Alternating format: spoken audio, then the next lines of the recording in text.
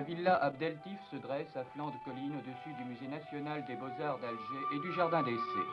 Résidence d'été des notables de la Régence, elle fut vraisemblablement construite à la fin du XVIIe siècle ou dans les toutes premières années du XVIIIe. Mais elle ne devait prendre que beaucoup plus tard, en 1795, le nom qu'elle a depuis si joliment illustré. Bâtie pour les plaisirs et pour les fêtes, elle connut tôt cependant la souffrance et faillit presque disparaître. En 1830, elle est requise par l'armée et sert de dépôt de convalescence à la Légion étrangère. Puis elle est acquise par l'État pour 75 000 francs et louée à la compagnie fermière du Jardin d'essai. La villa tombe alors peu à peu en ruine. On doit à M. Arsène Alexandre de la voir aujourd'hui aussi belle. C'est en 1906 en effet que ce dernier suggérait au gouverneur général Jenard de restaurer la villa pour créer une maison des artistes. Son insistance, sa foi, pourrait-on dire, eurent raison de toutes les difficultés. En 1907, un arrêté gubernatorial consacrait sa victoire. La villa était sauvée, elle sera désormais la maison des artistes métropolitains. La même année, elle accueille ses premiers pensionnaires, l'animalier Paul Jouve et Léon Covy. Bien des peintres ont depuis gravi ces marches, de Charles Dufresne à Jean Launois et à Jean Gachet. Bien des vocations algériennes ont pris naissance dans ces murs, de Marius de Buson à François Foch. Là, tous vécurent comme vit maintenant le peintre Lemab, libéré pour 2 ans des soucis matériels.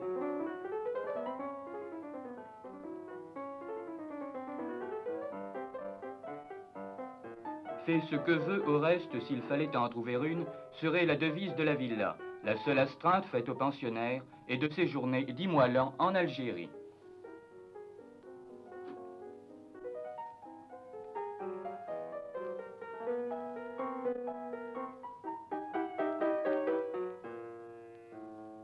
Et tandis que le MAB se portraiture en rêvant peut-être de suivre l'exemple de Saboureau qui, en 1936, recevait les gêneurs à coups de fusil, rejoignons, avant l'irréparable, les jardins. Les jardins où Gisèle Georgemian a planté son chevalet.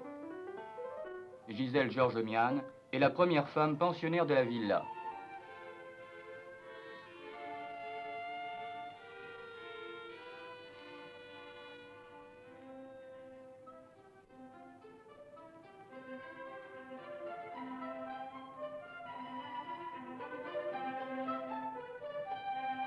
Attentive, elle éternise ce bassin des femmes transformé aujourd'hui en parterre fleuri.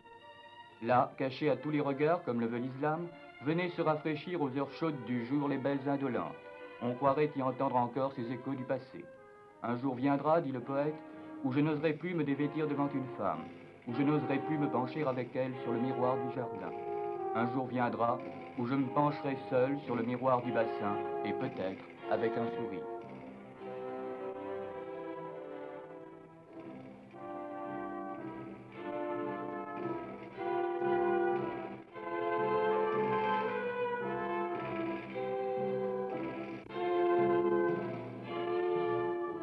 Les ateliers, un bâtiment surajouté qui ne nuit pas aux perspectives de la villa.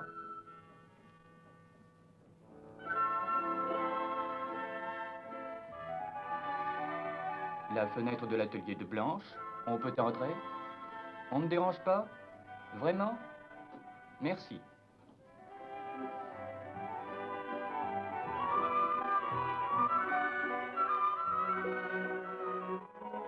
C'est un marché aux puces des objets de la mer que cet atelier, un fourre-tout de beauté.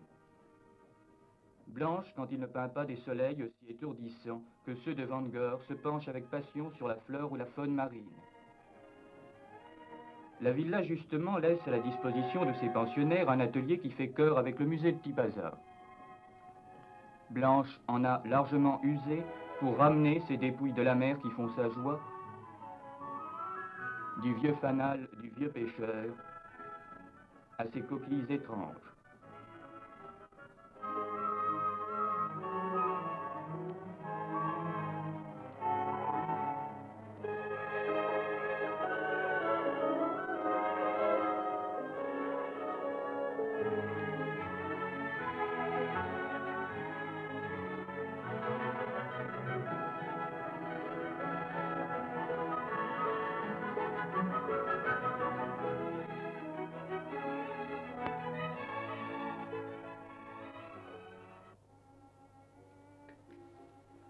Mais les ateliers changent de visage comme ils changent d'occupants.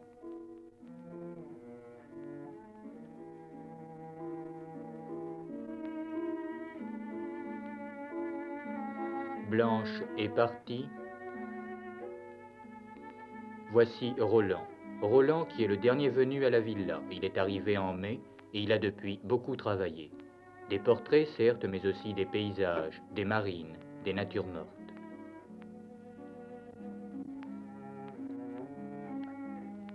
Et déjà, sa palette s'est éclaircie, gagnée par la lumière de notre sol.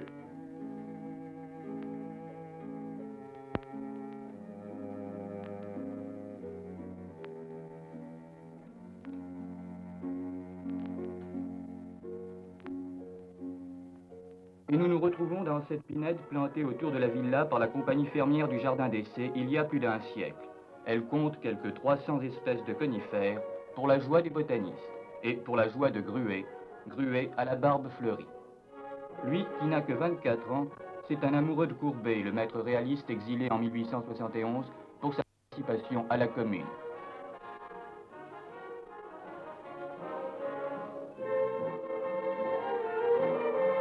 Il aime cette lumière qu'affinent les branchages et ces arbres à nul autre pareil. Là, il reviendra jour après jour pour achever sa toile.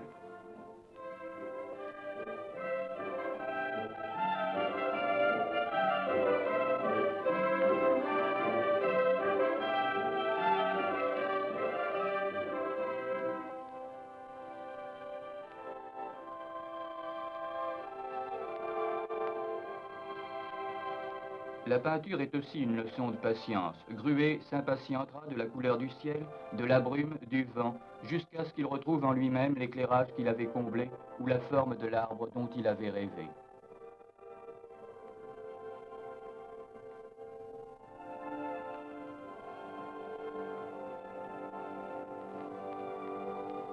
Ce cactus, pourtant, Albagnac ne l'avait pas rêvé.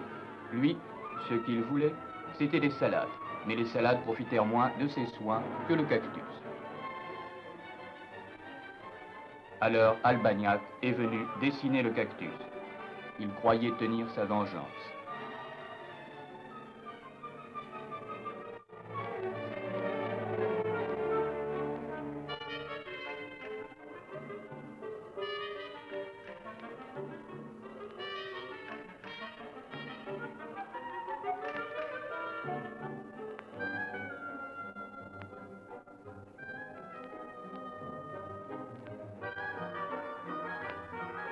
Puis il a regagné sa chambre, et en musique, il travaille toujours en musique, il a gravé le cactus sur le cuivre.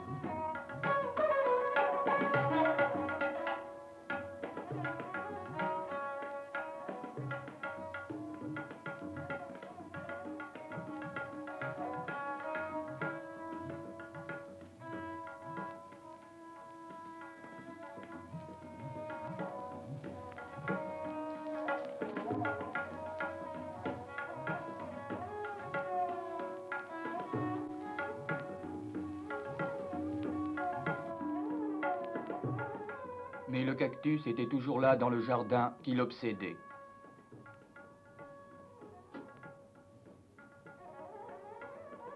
C'est pourquoi au centre de la gravure on peut voir cet homme prisonnier d'une floraison gigantesque et ridiculement armé d'un épieu, le burin de l'artiste pour user d'euphémisme.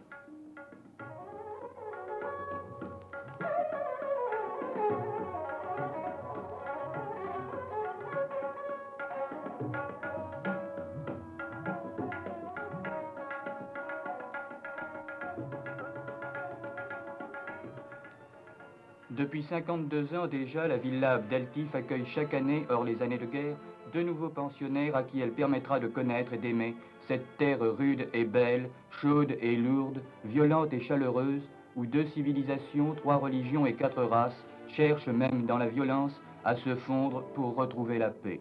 Bien des peintres qui s'y sont succédés ont fait carrière dans nos villes, bien d'autres s'y fixeront demain. Tous ont contribué et contribuent encore aujourd'hui à la connaissance de l'Algérie dont ils ont su, à la mesure de leur talent, montrer l'âme et les états d'esprit.